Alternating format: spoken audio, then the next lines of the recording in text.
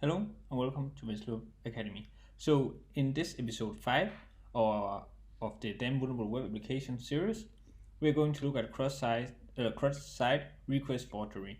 First off, we're going to set this from impossible down to low, as we'll be starting at the beginning, as we have done with the other episodes of this series. So basically what cross-site request forgery is exploit where you try to get the user to execute some request on the site even though that it's not coming directly from them, meaning that you can, for example, send a link to a user, and by them clicking the link you get them to execute a given action on a site without them either knowing or wanting to do such action. So in this exercise here, we are going to try to see if we can get a given user to change the password of the admin login on this page by exploiting this vulnerability of cross-site request forgery. In the last episode, we familiarized ourselves with Burp Suite. So we're going to continue using Burp Suite for this exercise as well. But you can actually complete the low-level difficulty without doing so, but we will just do so in order to exercise our skills of Burp Suite. So we'll just open this again. I'll just skip this and we will just, similar to last time, just use this temporary project. So we click next and just use the default Burp Suite settings. While this starts up, we will head back in here and just test how this site is performing its action. So we have a button here called test credentials, which will let us try to log in. So let's see if I try log in and then use the password. So this was a valid password for the admin, and the password were actually password. You saw that in the last episode, since this is the password for logging into the Damn Vulnerable Web Application. So here we'll just be trying to change this. Let's say test and test, change, just to see if this works. So password has changed. Now I will try to enter admin and password again, just to see. Now this is wrong because we have changed the password to being test. And that's valid. So now we'll just try to, let's just set it to never save. So now we will try to use Burp Suite to execute this exploit. So we'll head back over to Burp Suite here, and then we will get into, so we'll head over to proxy. And then we need to use Burp within a browser, and since I have not configured Burp to use a proxy from within the current open browser, I will be opening one here such that it's automatically connected.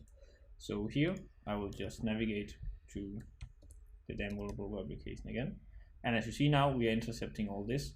I will just click forward and then stop intercept. Of course I don't want to do such now. Remember now that we have changed the password, so if you to change the password, be sure to remember the password that you set it to be able to log in easily. Then we'll head back over here, and now I will go into Burp because now I would actually want to intercept what is going on. Here I will just set the password again to password and password, and cancel here, don't want that, and then change. And now Burp Suite intercepted this, so we have a get request right here, and then we have a URL of this get request where we see there is some parameters. There is password new and password confirmation, where you can see the password that I have entered, and then we have a change of that password. So let's see if we can just copy this right here. So we are copying this URL, then we are opening just an empty browser, and I will just head back into, no, I'll just keep doing this, so I'll drop this, and here I will enter the IP of the Damn Vulnerable Web Application, and then I will paste in the guest request that we made. So I will just put in from /vulnerabilities, and now instead of having it to password, I will try change it to test 1 2 3 4 and 1 2 3 4. And then I will execute this, and now it got intercepted again. And as you see, now the test 1 2 3 4 has been in here, but that doesn't really say anything, so I'll just forward this. And now we got into the vulnerable web application, and you can see the password has changed. So now we're actually capable of changing the password by just using this link. So if we were to exploit this, we could send this particular link to a user that were using this web application which has this vulnerability, and then just either discover it, hide it in a link that has another title, for example in an email.